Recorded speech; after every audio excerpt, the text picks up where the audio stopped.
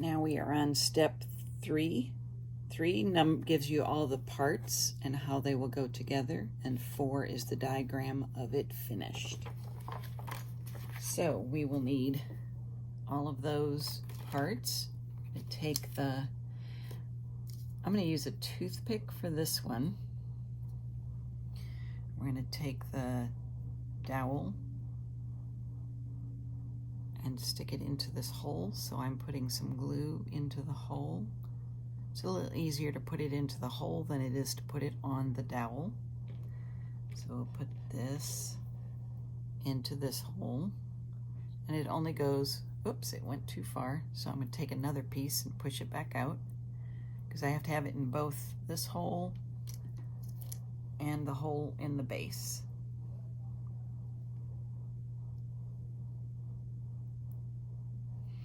And we'll stick that in there. Now, to make sure that it went down in there, I can push with another dowel to make sure that it's going to hold that dowel in place. Another way to help with the gluing and sticking is to put glue on this part instead of just the dowel, because this will hold the fish in place. So we'll stick that on there and push it down. We want to make sure it's square, perpendicular with the sides of the base. Put some glue in this hole.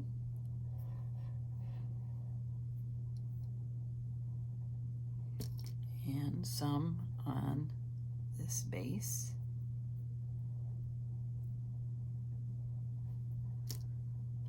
Push the dowel in. Put this on the dowel. Push down and keep it square with the base. Now these are going to be glued to the side of this and all the way up against the edge of the base. They're going to be centered in horizontally on here. So I'm going to first glue this one on.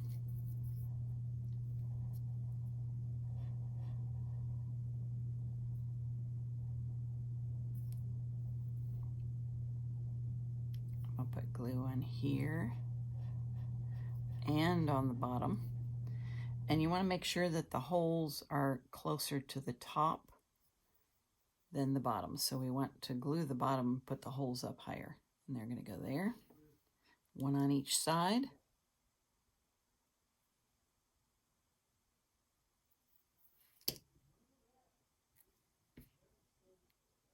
And you push them together and line them up to the end of the base, centered. Like that. So it looks just like the diagram. For step number 5, that has all the parts labeled, and number 6 is how to put it together. We've got all our parts laid out, and now we'll assemble them. We're going to put glue in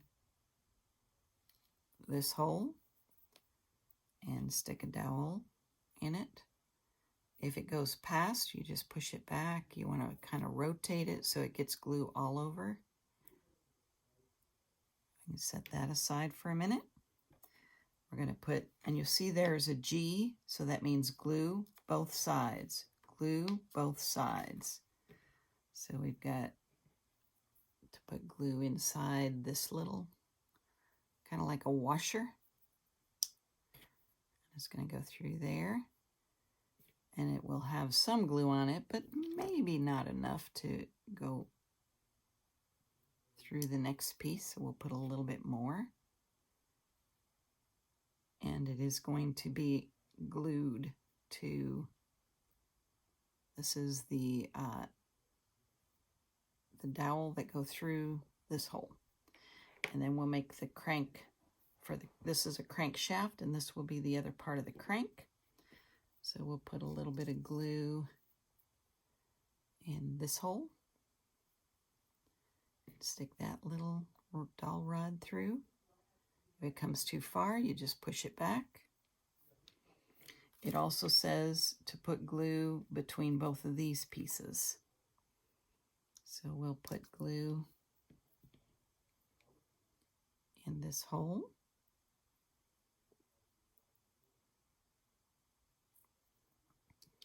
And we will assemble it. So this is going to go through. This is the only moving part, and it does not say glue here or here. So this moves. We don't want to stick it to those blocks that we've already glued, but we do want this to be glued to the dowel.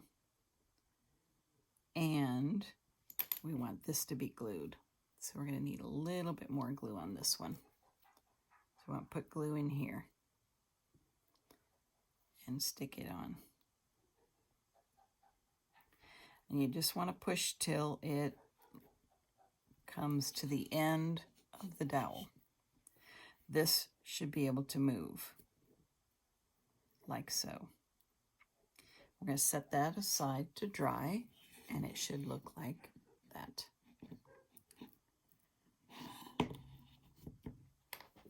We're now on step number 7 and 8. 7 has the numbers on them, and you want to make sure you have the correct lengths of dowel for this piece, and this is how we'll assemble it. When we put it in, the protruding part needs to be 15 millimeters long to where it comes up to the washer. So I'm going to just stick the dowel in the glue and put them in here. And you'll notice that the hole, the extra hole, is on this side.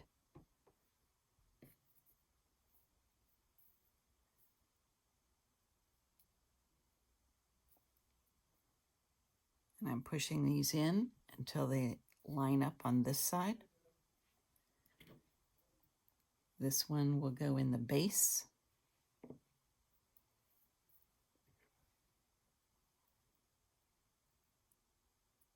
Might need a little more glue.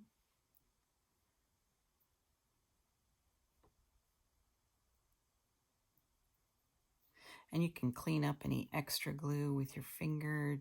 We don't need a lot of excess glue so it drips. We want to keep it pretty clean. And then this last dowel.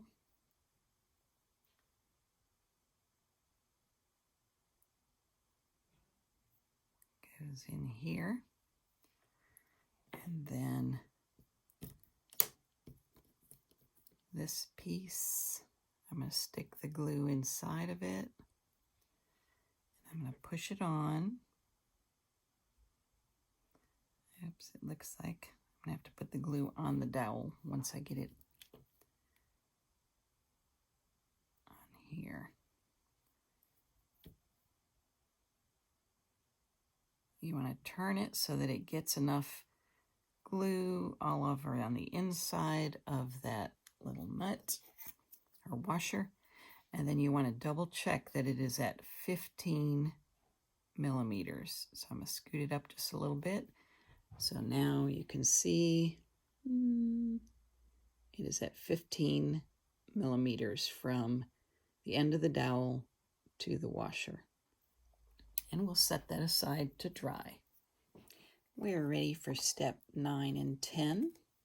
We're going to be attaching this lever and putting on that piece that we just assembled, and it will look like this when it's done. So we're going to take this piece and take this dowel. You notice it does not say glue, so we don't want any glue in this section. We want to stick it on there with no glue. It should be able to move freely. Then we're going to be putting on 6 and 7 onto here. So we're going to put this on here. And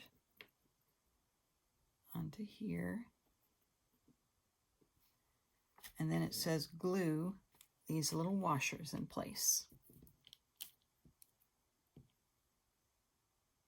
Put Put some glue in the hole and stick the washer on.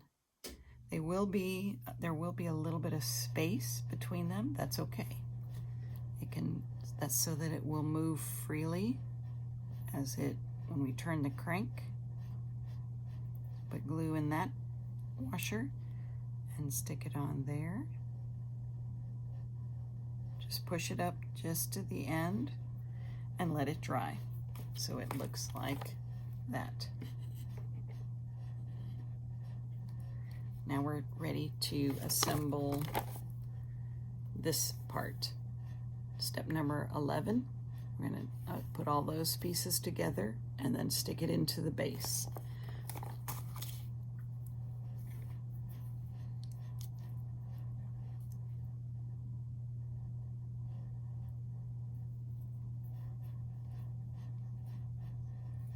You'll push it in until it comes to the top. Wipe off the excess glue. I'll be putting this piece on, and you'll see that we want it to come up 32 millimeters from the base. We're going to put that piece on and make sure it rises to 32 millimeters and put in glue.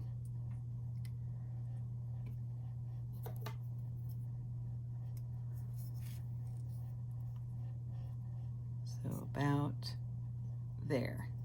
Now I'm going to move it a little bit past, and then I'll put it back down on that spot. Put a little glue on, twist it so that it gets glue all over the whole thing, and we want it to be at 32. That's right. There. And I'm going to keep this flat with this. Set that aside to dry. I'm going to put a little bit of glue on the end of the 28 millimeter dowel and stick it in here.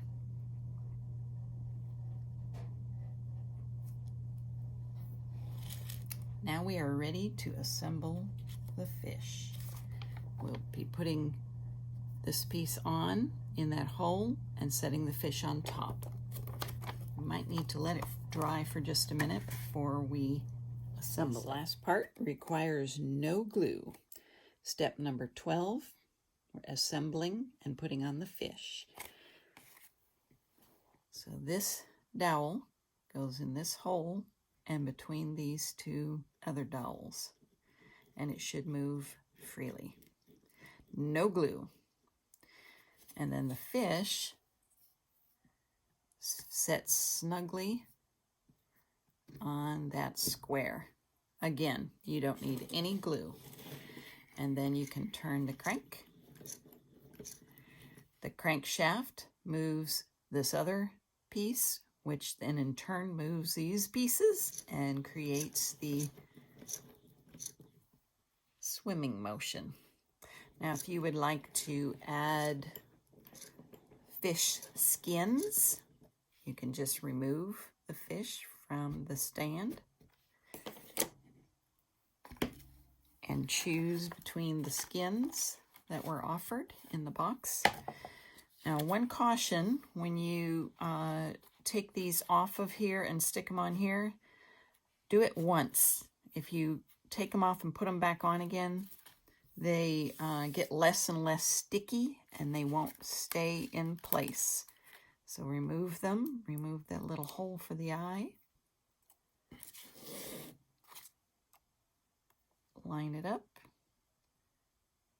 and stick it down. If it doesn't stick, you can use glue. This one seems to have lost its adhesive, so we can put some glue on there. Put a little bit of glue on. There, it only comes with the adhesive, the skins for one side of the fish. So this one apparently lost its adhesive in the heat. Now it's stuck down good.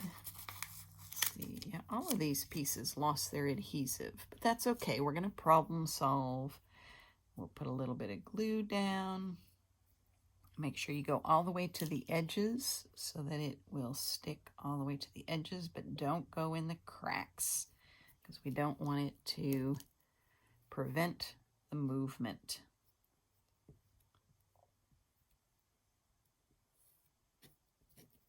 I'm gonna have to get some more glue and continue all the way down till you have assembled the skin for your fish. I'll come back in a moment. So I have applied glue to each of the wooden sections with a brush, and now I'm putting on the skin. If you want to leave it just the wooden color, you can do that, or if you would like to paint it. Watercolors or acrylics work well on this wood.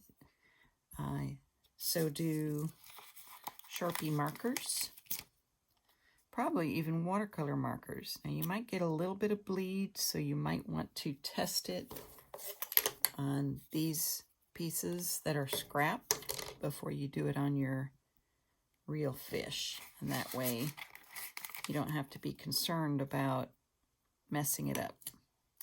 So once we get the skins attached, we can reassemble it on its base. I like to flip it over and push from the other side.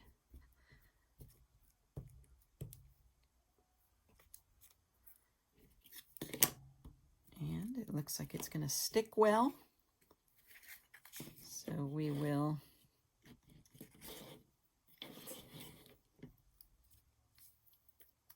slide the square notch onto that square like that, and it's ready to roll.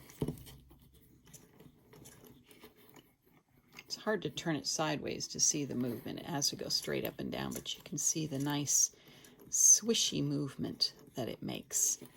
Congratulations, you have built a fish automata.